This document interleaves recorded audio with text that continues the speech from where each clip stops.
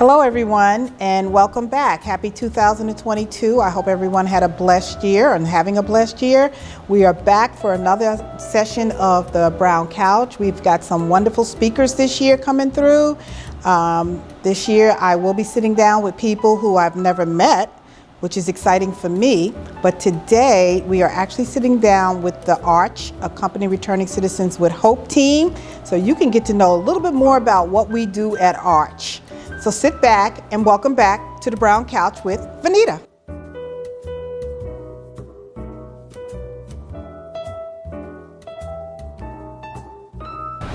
Welcome, Sarah.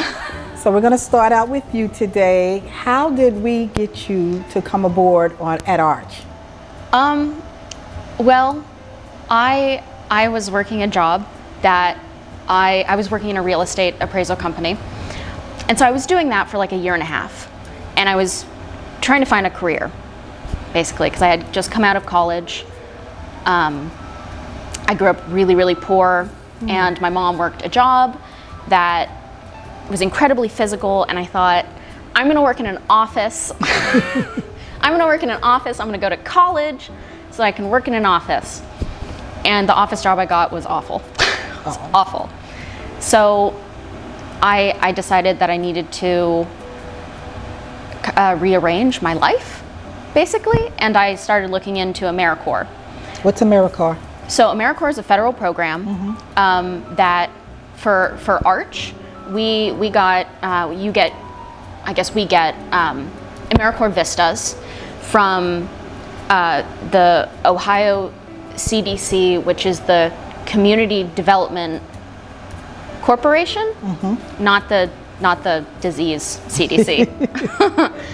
And so they sponsored, they can sponsor like AmeriCorps Vistas, which are kind of like interns, basically. You get like a stipend, but it's through the federal government, and at the end you either get like an economic payout, so you can get like a lump sum, or you can do what I chose, which is to get a payment on your student loans. Oh, good. Yeah. So when you heard about ARCH, and we are in the reentry business, what did you think that meant? So I grew up very, very, very poor. Okay. Very poor. And I had a family that had a lot of mental health issues, a lot of addiction, a lot of just toxicness. And so I was aware of, marginalizations. I was aware of how when you're poor or you're anything other than like a white male, your life is really, really hard. It's really, really hard because of structural reasons. Yeah. And I didn't know how I wanted to, choose a job that would do more good than bad. But I saw the words reentry. I was like, and then the description talked about, going into prison. I was like, yes, that is it. That's it. I can totally do that. I can absolutely do that. Tell us about one of your experiences when you started working for ARCH that was interesting to you. Well, the first time we actually met, it was the first meeting that I went to for this job. It was at a breakfast diner. It was Hangover Easy. I remember, yeah.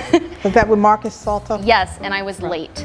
And and I just remember hearing him talk about community mediation and about, he deals with people who are incredibly poor, who are about to get evicted, and trying to help them. And that was like a revelation. I was like, I know people who have been through this, and here we are at this new, basically, internship I have, talking to a man who is trying to do something about it. Like, this is actually what I want to do. This is great. If I get to know people like this, absolutely. And then, I remember the first time Wendy took me to, I think it was Ross Prison. I didn't expect anything. I try not to have any expectations so that I can just like assess a situation for its entirety. And I've quite honestly literally never met more polite people in my entire life. Exactly. Never. Humbling. Never. Very humble. Very humble. And So appreciative humble. of you coming in. So appreciative. Yeah. Just, So that was your first time there and your first meeting. So after that, why did you stick around? well, Because after your internship was up, you didn't have to. I didn't have to. I didn't. I mean, I could have gotten a job somewhere else, but I honestly, I see my job as making the lives of the people who are actually, on a day-to-day basis, making the lives of people who have come out of prison better, which is you and Dana. And I really like that. I like being able to make, your job possible. Like if I can like make a flyer that will help you. Or create the website. If I can like make a presentation that like Dana can use in a workshop, then that's what I want to do. I just want to help you guys actually do the work. I'm going to do a plug here for the audience. For anyone who's been viewing these sessions and you love the quality and the sound and the cameras, Sarah is the one behind the camera. So this is your one and only time you're going to see Sarah in front of the camera. The only time. So. It's the only time. And I tell you what, we had the idea to do this, and we were just going to interview a couple people, and I had never done anything like this before. I was like, and you're doing a marvelous job at it. Oh, I don't know how. But there's no flaws. Thank you, Sarah. I've gotten better. It really is like a learning experience, because I've never done anything like this, and so, I like to learn. Is there anything you would like to say to the staff before you get behind? Because she has to get up and get behind the camera for everybody to finish taping. That's why I'm going first, because I have a new camera and I'm going to use it to I'm very excited. Oh boy, I don't know. Thanks for putting up with me. Wait, we should say thanks for putting up with us, because we're the ones always saying, Sarah, can you do this? Sarah, can you do that? Sarah, we can lend Sarah out to you, and Sarah can do this for. Yeah, she'll do it. Sarah, can you do it? Yes. I'll do it. Absolutely, I'll do it. So whatever. we truly, from the staff, we truly appreciate you, and we appreciate you stepping in front of the camera this one and only time that you've told me over and over. This is the only time we're going to see you in front of the camera. So we thank you, Sarah. Thank you. I appreciate you. I appreciate it. Hi, ladies. Hello. Welcome to the Brown Couch, and I want to first just say thank you so much for the Arch team for being here, and thank you, Wendy, for allowing me to have this platform. Who knew? When I just said, let's just tape a couple of people, that it would just blow up like it has, so I thank you for that. So ladies, how I always start my show was, how did I meet you? So Wendy, I'm going to start with you. Do you remember how we met? Well, we talked about this the other day, so yes, remind you. We met. Oh gosh, we met at one of the meetings I was having in the community with the Restored Citizens Communities for Change. Do you remember what the topic was? You were actually recruiting people to be a part of your committee. I'm sure that I was. And I use this as my running joke that you were my first no. Yes, I remember that you saying that, yes, many times, yes. Yeah. But look at me now. Look at you now. I'm with you. I've overcome. Let's get started, and then I'll get with Dana. Just tell us who you are, your name, and how all of Arch came about. Just talk, and Vone, which is the hub. Yeah. No, Arch is the hub. Explain it to us, Wendy. Yes, so, oh man. Okay, so my name's Wendy Tarr, and I'm the executive director of the nonprofit organization that houses the Arch program. And that's the Vincentian Ohio Action Network. It came about in 2014 when the Society of St. Vincent de Paul was looking to get more involved in looking at addressing poverty in a more comprehensive way. They do a lot of direct service work, a lot of food and clothing and shelter, but really wanted to develop leaders and partnership with folks who are experiencing poverty and work on systemic issues. So they had received applied for a grant and received it, and I applied for a job, and but the duties included starting an independent nonprofit with those dollars and and building something new. And so this is sort of how we came about.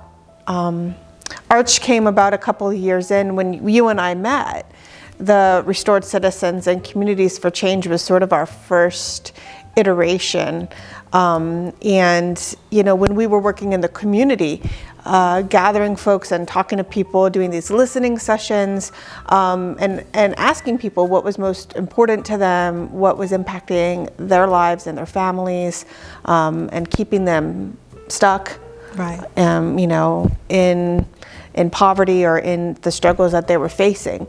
And this is how we came to do the reentry work, was that folks were prioritizing these issues, the barriers that they face due to a criminal conviction, difficulty getting services for addiction or mental health issues, and challenges finding employment and housing. And so that really set, honestly, the trajectory within the organization. And that's sort of how we came about to really forming Arch eventually, which is, Arch is really looking at a number of things. We continue to do that type of leadership development and advocacy, but we also have multiple other wings, which is how, you know, you all came about. We're trying to do some direct service. We do community education, and we're also accompanying people and helping them get resources, including employment. Thank you. Yeah. Dana, introduce yourself, Dana. Well, can I tell how I met you first? Yes, but you got to tell us who you are first. I'm Vanita Nevis. I am the Business Network Manager for Arch. And how did we meet? And I met Vanita, wow, I'm going to say over 10 years ago, maybe about 11 years ago. 2010, 2011? Yeah. At Panera's? At the Panera's. In Bexley. And you were referred to me from Glenn Harris. He was at the Urban League at the time. Yes. And I was kind of the boots on the grounds person trying to build my organization. I didn't know if I wanted it to be a nonprofit or a for-profit. And I was kind of meeting with you to discuss an idea. I wanted to have an event to help individuals that were coming back into the community or individuals that were already in the community. And then we met, and we've been rolling from there. Since then. Ever since then. But I remember what I remember about your business was Turn It Around Transportation. Yes. And what we talked about at that session was you actually taking family members who otherwise did not have transportation to get to the institutions. You were going to be providing a van and picking the family members up and taking them to the institutions.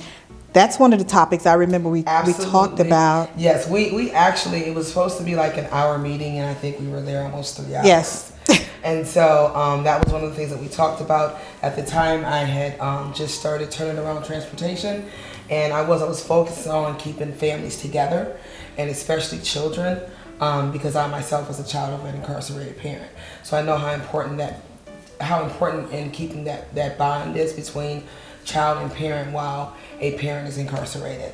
So yes, and then from there, like I said, we just stayed connected. Then I think after that was the summit. Yes. There's the annual Restored Citizens Summit. Yes. And you were one of the first people to be on the committees, and you have the summit's going into its 10th year, 11th year. Yes, and you've been with it for 10 to 11 years. Well, thank you. Absolutely. And you know what? I have never told my audience what I did at Arch.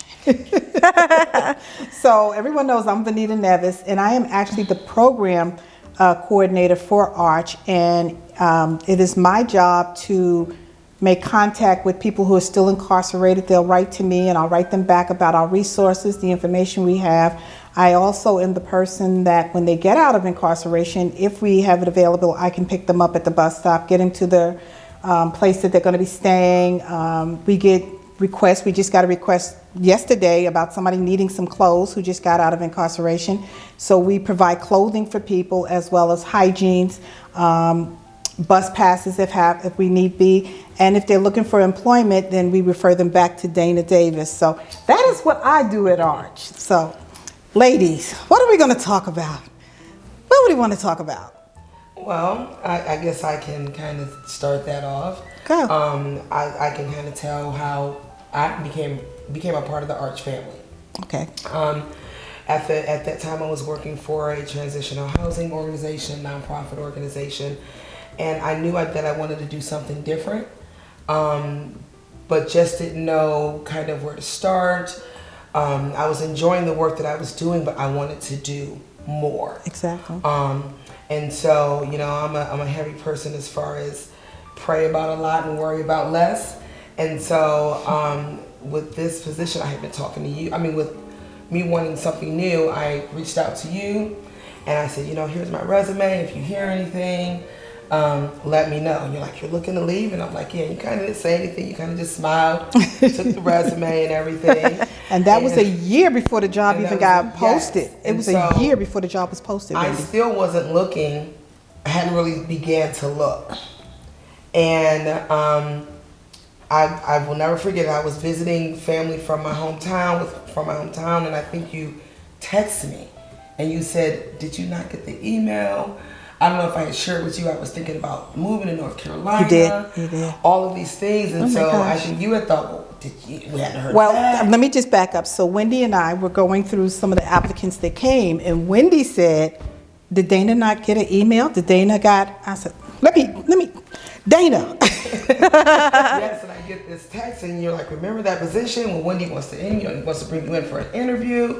And I'm like, well, no, I didn't get it. And so it went to my junk email. As soon as I searched, the email that you sent it from came right up and came in for the interview. And let me tell you, I was so excited, but nervous at the same time. Wendy, could you tell she was nervous? Because Wendy, tell her about that. Let me tell you, when you got off that interview with Wendy, Wendy just looked at me. Wendy, I haven't talked to her. I didn't school her or anything, Wendy. I didn't tell her anything, Wendy. She just flawed. You just tell her, Wendy. She nailed it. Yeah, she nailed it. You nailed it. Out of all the applicants, it was like you said, it was meant for you. Yeah. It was it literally, even when I read the job description, I'm like, this is meant.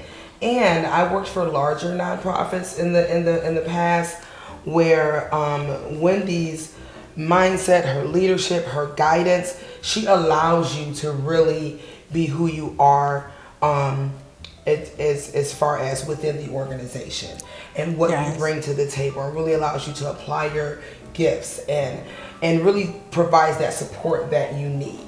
And that's kind of what was missing in my other roles. Also, to work with a team of all women, I never even thought like that would be possible for me. Literally. I mean, we know how we are as women. Let's just keep it 100. But we all just flowed so well. And I felt that like from day one.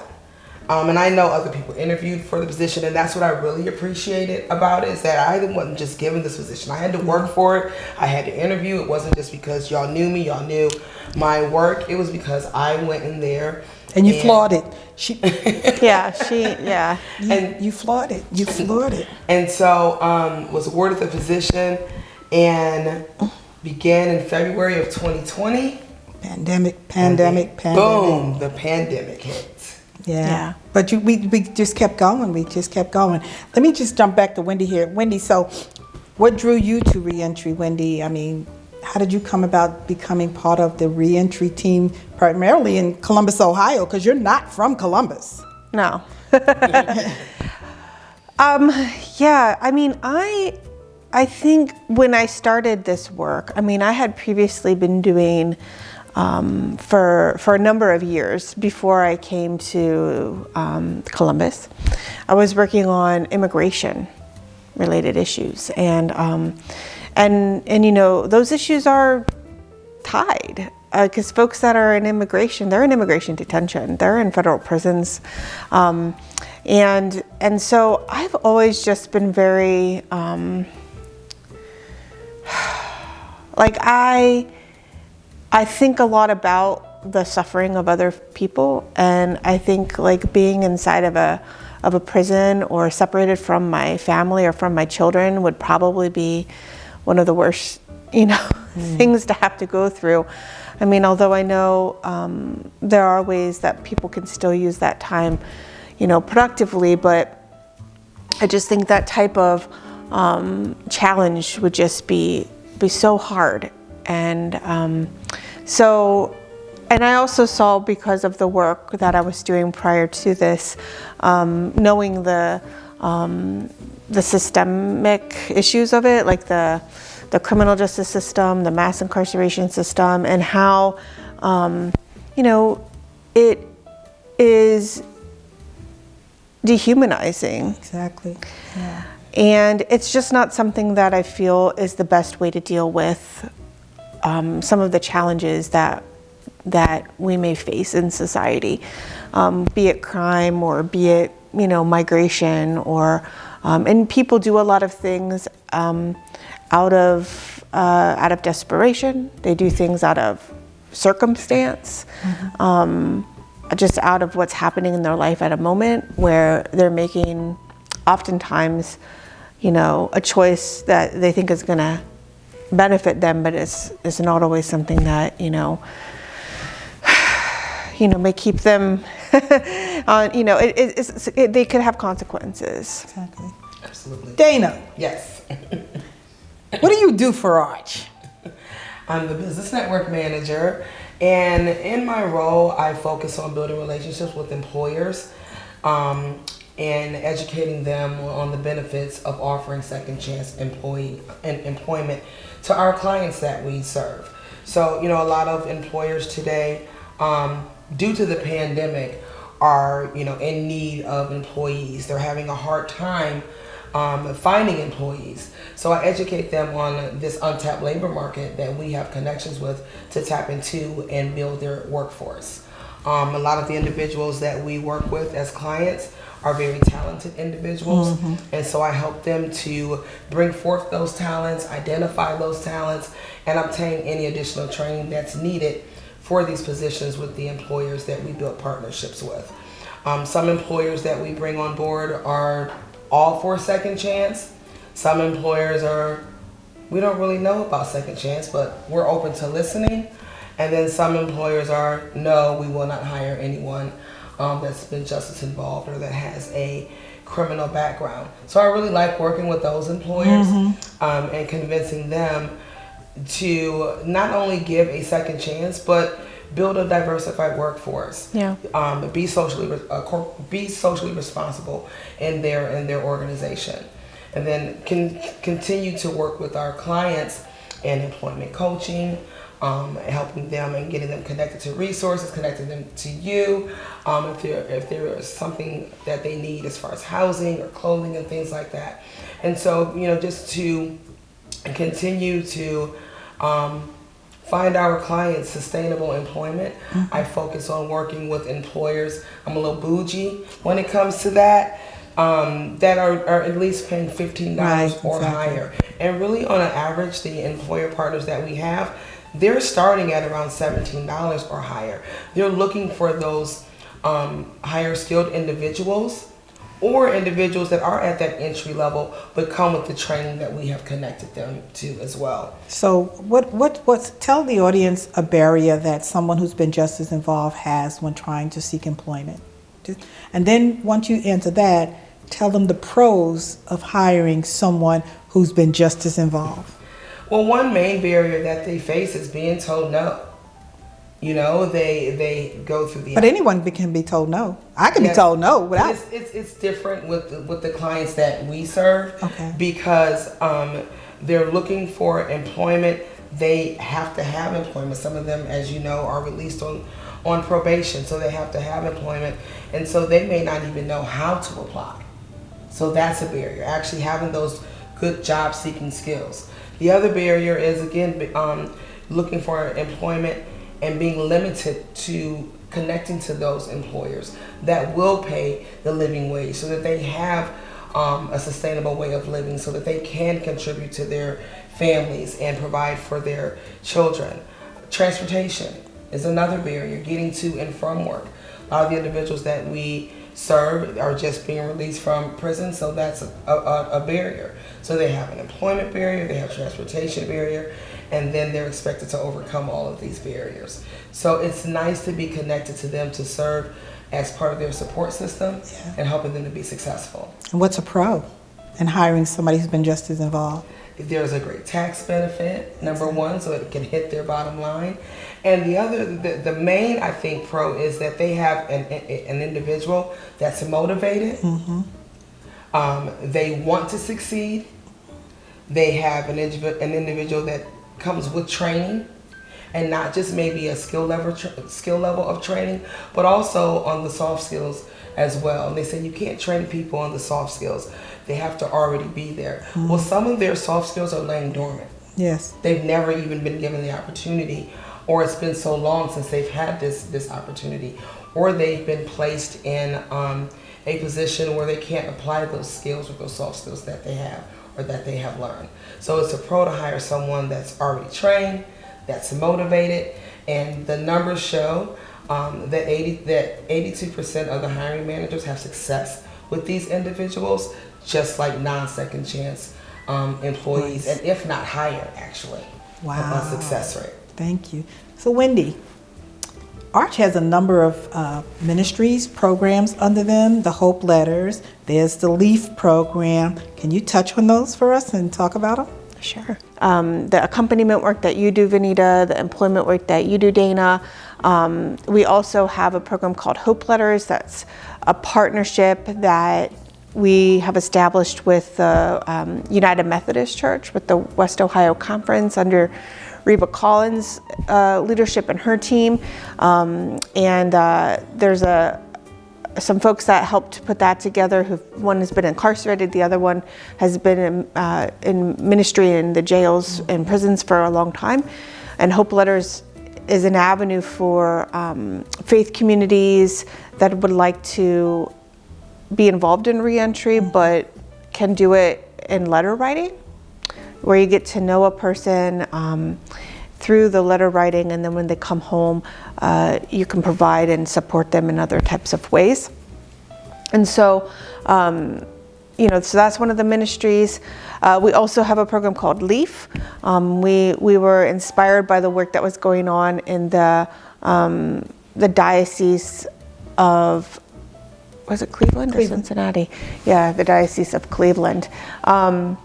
And they had a program out there listening, encouraging, and assisting families of the incarcerated. And we were inspired by that and, said, hey, can we replicate that here in Columbus? Because there's so many good programs that are going on that people have done. We don't need to reinvent the wheel or create and compete. We want to collaborate. Exactly. We want to say, here are programs that are established. How can we grow those? How can we point folks in our community to other resources that are out there?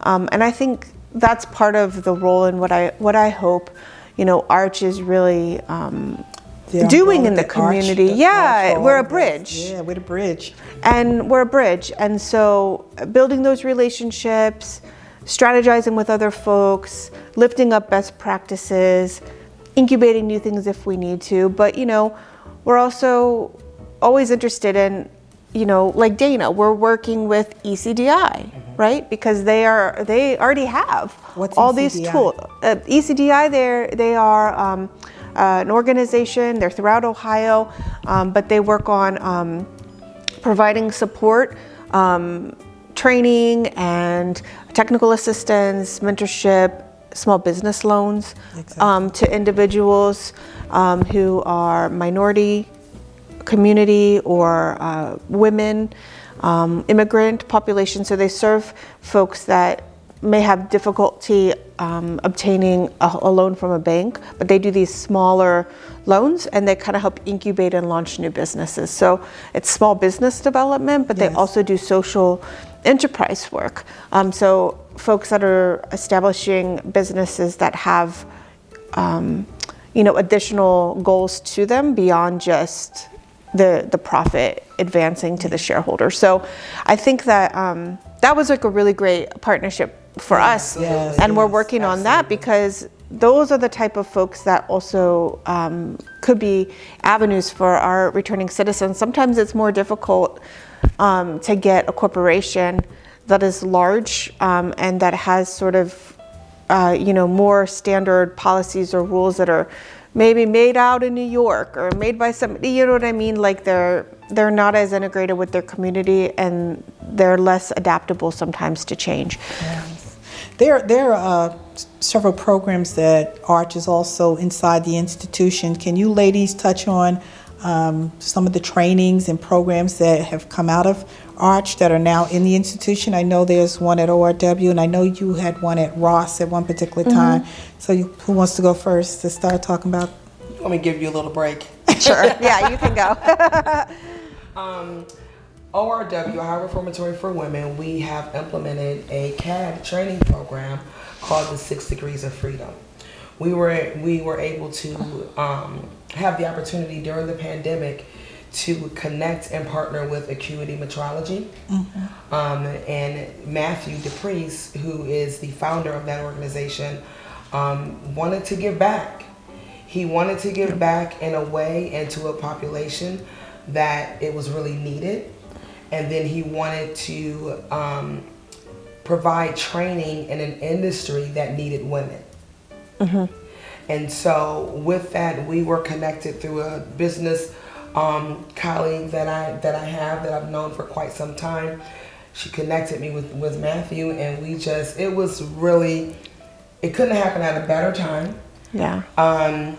He's wonderful. He's amazing. So what will the women that are incarcerated who will be taking this training, how long is the training, what will they get out of the training, and how many women do you have in the training? It's a 12-month long training program, and during that time they will learn basic blueprint reading, and then they'll learn quality control. They'll learn how to read blueprints, and they even plan on inventing a thing, whatever that thing is going to be. And then they will also, Matthew and I both are working on building a relationship with the employers in the CAD industry that will give these ladies an opportunity to be interviewed while they are incarcerated, as well as an opportunity to be considered for employment. And so during this training, that's one thing that I will work one-on-one with the ladies on, is workforce readiness training. We're going to be working and facilitating the getting out while getting ahead training as well. And then Matthew will still continue to focus on the CAD aspect of the training. We have approximately 23 women, and I say approximate because some may have, one or two may have fell off. So Wendy, could you talk about what Arch was doing at Ross Correctional Institution? Yes. Yeah, we have been inside of a couple prisons. So we were working in Ross before the pandemic. We were supporting like a fatherhood program that was going on there. We brought in a couple of getting ahead while getting out cohorts, and we're working with some of the men on their reentry planning.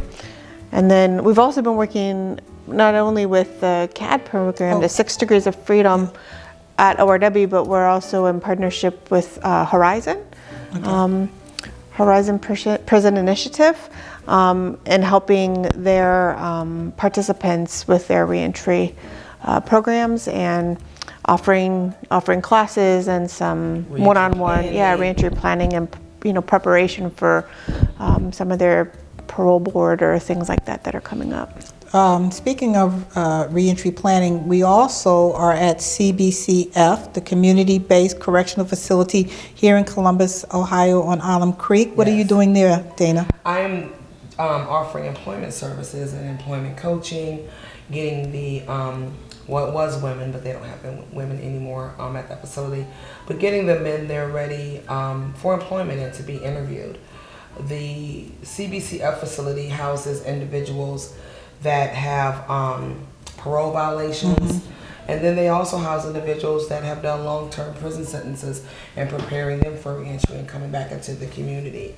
And so love the partnership there as well. We have so many great collaborations and community partnerships. And then with those individuals, you also help them as well. Yes. Because you provide them with hygiene bags and Yeah, so resources of cell phones and things like that. to let the audience know, this local correctional facility releases people. These are people who may have violated their probation, and they're there for no more than 6 months, or someone who got out on early release from an institution, but they don't directly go home, they go here. So every Friday, folks are released from this place, and we have teamed up with an organization called the Central Ohio Restorative Collaborative, and we have volunteers who go shopping every week, and they purchase at least 2 outfits for the individuals that are coming out, as well as we provide hygiene bags for them, and these items are left at the institution.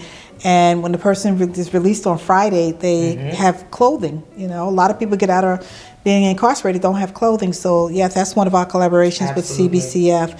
So, ladies, we are about to wrap it up. I want to thank you, and Sarah, who's behind the camera. Thank you so much. Is there anything you would like to say to your audience, or let them know about anything, or how they can contact you or connect with you? Or, for that matter, we're always looking for volunteers. Absolutely. Yes, volunteers always to help. Looking for volunteers, yeah. new partners.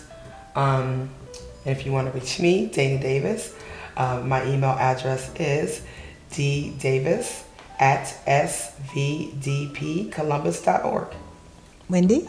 Awesome. Yeah. Our website is archeryentry.com. So you can find, contact information there. And we also have referral forms on there. If you're a provider or a caseworker and have a client that you'd like to connect to us, you can make that type of referral on the website. Or if you're a person who's coming home or have a family member coming home, you can also reach out to us through the referral page.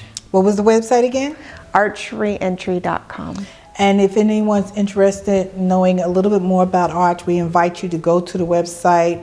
Some of the programs and ministries that we talked about here today are posted on there. Information about volunteership is on there. So it's a wealth of information. Please, we invite you to go visit our website.